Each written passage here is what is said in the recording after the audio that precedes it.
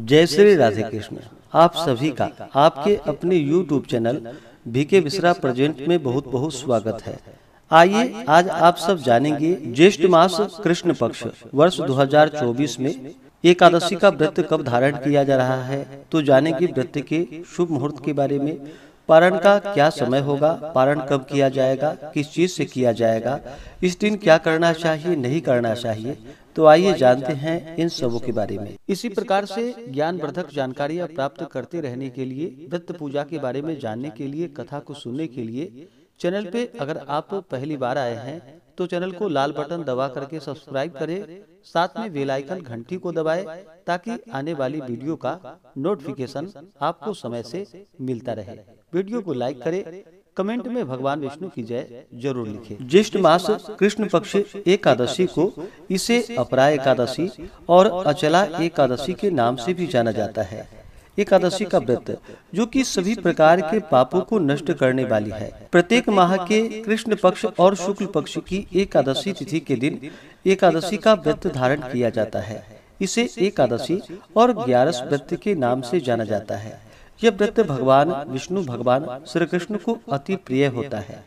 प्रत्येक एकादशी व्रत का अपना विशेष महत्व माना गया है। इसी प्रकार से ज्येष्ठ मास कृष्ण पक्ष की अपरा अचला एकादशी व्रत का अपना विशेष महत्व माना गया है।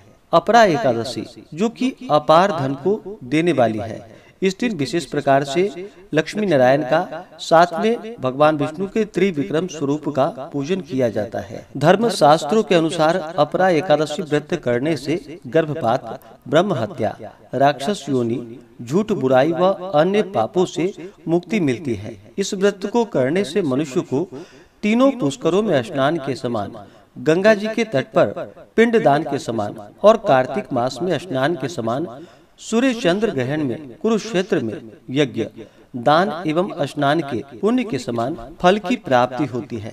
जो व्यक्ति पूरे विधि विधान से अपरा एकादशी का व्रत धारण करते हैं उसे सौभाग्य की प्राप्ति होती है, पापों से मुक्ति तथा मृत्यु के बाद भगवान विष्णु के धाम की प्राप्ति होती है। एकादशी के व्रत में जो कि 3 दिनों तक व्रत में नियम पालन किया जाता है, दशमी एकादशी और द्वादशी, इन 3 दिनों तक जो कि शुद्ध और सात्विकता का पालन करना चाहिए। तामसिक वस्तुओं का प्रयोग बिल्कुल भी नहीं करना चाहिए। व्रत धारक को दशमी के दिन सुबह में उठ करके नित्य क्रियाओं से निवृत्त होकर के स्नान करके भगवान सूर्य देव को अर्घ्य प्रदान करना चाहिए और दशमी तिथि के दिन सूर्यास्त होने से पहले ही भोजन ग्रहण कर लेनी चाहिए।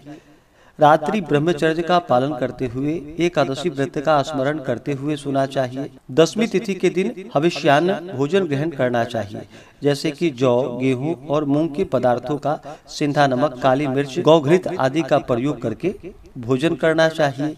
दशमी की रात्रि ब्रह्मचर्य का पालन करते हुए एकादशी व्रत का स्मरण करते हुए सोना चाहिए। एकादशी तिथि के दिन सुबह उठ करके नित्य क्रियाओं से निवृत्त होकर के गंगा नदी में या घर के नहाने के पानी में ही थोड़ा सा गंगा जल मिला करके स्नान करना चाहिए। शुद्ध वस्त्र धारण करना चाहिए। भगवान सूर्य देव को अर्घ्य प्रदान करनी चाहिए और फिर व्यक्ति को व्रत का संकल्प लेना चाहिए। भगवान विष्णु से प्रार्थना करनी चाहिए कि हे भगवान विष्णु, हे माता लक्ष्मी, आज मैं अपरा एकादशी अचला एकादशी का व्रत धारण करने जा रहा हूँ या करने जा रही हूँ। इस प्रकार से भगवान से प्रार्थना करें कि यह व्रत मेरा निर्विघ्न पूरा हो, हमें पुण्य फलों की प्राप्ति हो, हमारे सभी प्रकार के पाप और ताप नष्ट हों। आपके मन में जो भी इच्छा हो, जो भी कामना हो, वह भगवान विष्णु से कहें। और एकादशी के दिन जो कि दिन रात्रि उपवास रहते हुए व्रत को धारण करना चाहिए। जो उपवास नहीं रह पाते हैं, जिनका स्वास्थ्य सही ना हो, तो आप एक समय फलाहार ग्रहण कर सकते हैं और फिर सुबह शाम के वक्त पूरे विधि विधान के साथ भगवान का पूजन करना चाहिए। इस दौरान कथा श्रवण करनी चाहिए। पुरुषोक्त, विष्णु सहस्त्र नाम आदि का पाठ या श्रवण करना चाहिए। व्रत के दौरान ओम नमो भगवते वासुदेवाय या श्री कृष्ण गोविंद हरे मुरारी जहाँ तक हो सके जप करना चाहिए और पूर्ण भक्ति भाव के साथ भगवान का पूजन, कथा श्रवण का कार्य करना चाहिए। भगवान विष्णु के चरणों में अपना मन लगाना चाहिए। इस प्रकार व्रत को धारण करते हुए एकादशी की रात्रि जागरण करते हुए समय को व्यतीत करना चाहिए और द्वादशी तिथि के दिन सुबह उठ करके नित्य क्रियाओं से निवृत्त होकर के स्नान करके शुद्ध वस्त्र धारण करके भगवान का पूजन आरती कर लेनी चाहिए। उसके बाद फिर समय के अनुसार व्रत का पारण करना चाहिए।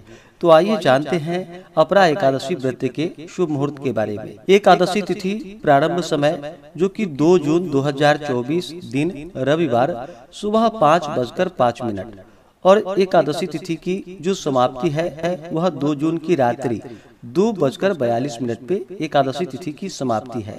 और द्वादशी तिथि समाप्त जो कि 3 जून 2024 दिन सोमवार को रात्रि 12:19 पे द्वादशी तिथि की समाप्ति है। एकादशी तिथि के दिन सूर्योदय का जो समय है सुबह 5:07 है और एकादशी तिथि प्रारंभ जो कि 2 जून को सुबह 5:05 से शुरू है। तो इस बार एकादशी व्रत 2 दिन बतलाया जा रहा है। वैसे आप स्मार्त हो या वैष्णव हो, आप चाहे तो 2 जून को ही व्रत धारण कर सकते हैं, क्योंकि सूर्योदय से पहले ही एकादशी तिथि शुरू है। लेकिन वैष्णवों के लिए जो कि शुद्ध द्वादशी लिया जाता है, इस कारण से सभी गृहस्थ जन स्मार्तों के लिए 2 जून 2024 दिन रविवार को व्रत धारण करेंगे और जो मोक्ष इच्छुक भक्त हैं वो 3 जून को व्रत को धारण करेंगे। एकादशी व्रत का जो पारण किया जाता है, पारण हरिवासर समाप्त होने के बाद करना चाहिए। हरिवासर का समय द्वादशी तिथि का पहला चौथाई हिस्सा हरिवासर का होता है। तो द्वादशी तिथि की जो समाप्ति है वह 3 जून 2024 दिन सोमवार रात्रि 12:19 पे द्वादशी तिथि की समाप्ति है। तो जो भी भक्तजन 2 जून को व्रत धारण करेंगे वो व्रत का पारण 3 जून को सुबह 8:06 से सुबह 8:45 तक व्रत का पारण कर ले। इस समय में पारण ना हो पाए तो आप दोपहर 1:30 से लेकर के दोपहर 3 बजे तक व्रत का पारण कर ले। और जो भी भक्तजन 3 जून को व्रत धारण करेंगे वो सभी 4 जून को व्रत का पारण करेंगे। पारण का समय सुबह 5:15 से लेकर के सुबह 6 बजे तक आप व्रत का पारण कर लेंगे। अपरा अचला एकादशी व्रत का पारण जो कि तिलेन पारणम यानी कि तिल से व्रत का पारण है, यह संभव ना हो पाए तो आप तुलसी दल, जल या फल से व्रत का पारण करें। एकादशी तिथि के दिन ब्रह्म मुहूर्त का जो समय है वह समय सुबह 4:02 से सुबह 4:43 तक होगा। योग जो कि आयुष्मान योग दोपहर 12:12 तक होगा। उसके बाद सौभाग्य योग होगा। सर्वार्थ सिद्धि योग बन रहा है 2 जून की रात्रि में, जो कि रात्रि 1:40 से शुरू होकर के अगले दिन सुबह 5:23 तक सर्वार्थ सिद्धि योग होगा। नक्षत्र रेवती नक्षत्र रात्रि 1:40 तक होगा। उसके बाद अश्विनी नक्षत्र 2 जून को राहु काल का समय शाम 5:02 से शाम 6:44 तक होगा। 3 जून को सुबह 6:49 से सुबह 8:31 तक होगा।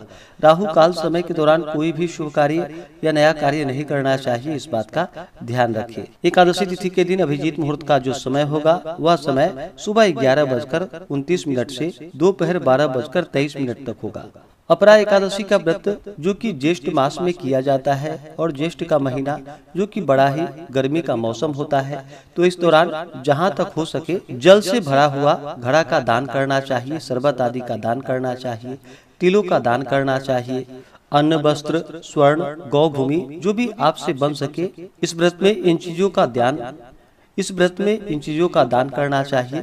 इससे अनंत फलों की प्राप्ति होती है। अपरा एकादशी के दिन जो कि भगवान विष्णु का जल से अभिषेक करे, पंचामृत से अभिषेक करे, शुद्ध गंगा जल से अभिषेक करे, भगवान को पीला वस्त्र चढ़ाए, यज्ञोपवीत अर्पित करे, पीला पुष्प चढ़ाए, पुष्पों की माला अर्पित करे, फिर धूप और दीप दिखाए, अनेक प्रकार का नैवेद्य आदि भगवान को अर्पित करे। विशेष करके इस व्रत में जो कि भगवान को ककड़ी का भोग लगाना चाहिए और उसे प्रसाद के रूप में भी ग्रहण करना चाहिए। जब भी भगवान को भोग लगाते हैं तो तुलसी दल डाल करके ही भोग लगाना चाहिए। बिना तुलसी दल डाले भगवान उस नैवेद्य को और पूजन को भी स्वीकार नहीं करते हैं। तो भगवान का जब भी पूजन करते हो या नैवेद्य का भोग लगाते हो तो तुलसी दल डाल करके ही भगवान को भोग लगाना चाहिए। इस बार 2 जून को रविवार पड़ रहा है, तो रविवार के दिन तुलसी पत्र नहीं तोड़नी चाहिए। आप दशमी के दिन ही तुलसी पत्र भगवान के पूजन के लिए तोड़ करके रख ले और उसे एकादशी और द्वादशी के दिन प्रयोग में ला सकते हैं। तो नैवेद्य का भोग लगा करके जल से आचमनी करवाए, द्रव्य दक्षिणा चढ़ाए, मुख शुद्धि के लिए पान पत्र सुपारी लौंग इलायची के साथ में अर्पित करे। फिर व्रत का कथा श्रवण करनी चाहिए, भगवान की आरती करनी चाहिए। इस प्रकार से एकादशी तिथि के दिन भगवान का पूरे विधि विधान के साथ पूजन करना चाहिए और द्वादशी तिथि के दिन फिर ब्राह्मणों को भोजन करा करके दान पुण्यों का कार्य करके फिर समय के अनुसार व्रत का पारण करना चाहिए। इस प्रकार व्रत को धारण करने से व्यक्ति के सभी प्रकार के पाप और ताप नष्ट होते हैं तथा भगवान विष्णु की कृपा से सभी प्रकार के सांसारिक सुखों की प्राप्ति होती है और अंत में भगवान विष्णु के धाम की प्राप्ति होती है। तो आशा करता हूँ कि यह जानकारी आपको अच्छा लगा हो। ऐसे ही ज्ञानवर्धक जानकारियाँ प्राप्त करते रहने के लिए, व्रत पूजा के बारे में जानने के लिए, कथा को सुनने के लिए चैनल पे अगर आप पहली बार आए हैं तो चैनल को लाल बटन दबा करके सब्सक्राइब करें, साथ में बेल आइकन घंटी को दबाएं ताकि आने वाली वीडियो का नोटिफिकेशन आपको समय से मिलता रहे। वीडियो को लाइक करें, शेयर करें। सुखी रहें और स्वस्थ रहें। जय श्री राधे कृष्ण। धन्यवाद।